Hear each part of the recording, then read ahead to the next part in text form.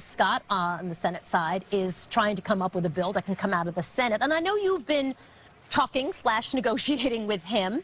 How are those conversations going? Let me just say there has been one conversation with Senator Scott. There have been numerous conversations with House Republicans. For us to have something that's symbolic, that actually doesn't have accountability and isn't transformative, would really not address the current situation. And so the fact that they want to keep talking, I view that positively. They have not closed the door completely. And so we'll see where we get. There's areas of common ground, but then it comes down to, well, is it mandated? Is it required? Can you navigate that? I mean, Speaker Pelosi's example of, how do you navigate the middle space between no chokeholds and chokeholds, but only if you feel like your life is in danger, which is basically what the Senate Republicans have put forth. Well, let me give you another example. And to Senator Scott's bill, when it comes to no-knock warrants, which is what led to the death of Breonna Taylor, what he wants to do is document it and study it. But in fact, no-knocks have already been studied. One of the things I think they might not understand is that we're not calling for the public to have access to a database that shows officers who might have shown up late or to have complaints that haven't been substantiated. Tamir Rice died. He was killed when he was 12 years old. That police officer had been fired from another department, but the department that hired him was not aware of it.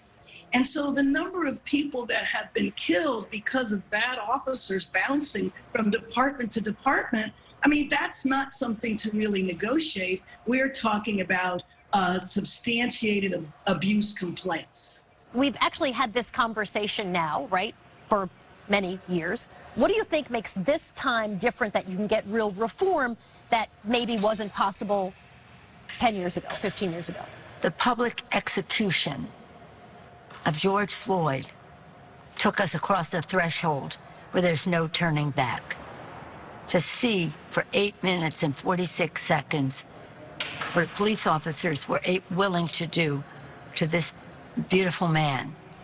And then when we heard his words on the body cam just recently, it just had so much power. It had so much power. Congresswoman Bass? In the past, although we have seen a number of people killed on cell phone camera video, this one was different because you could not dispute what happened.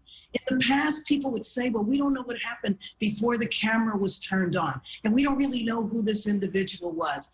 As the speaker mentioned, we all watched this, and I think the egregious manner in which he was killed was just horrific, and it outraged the entire world. Madam Speaker, are you optimistic then?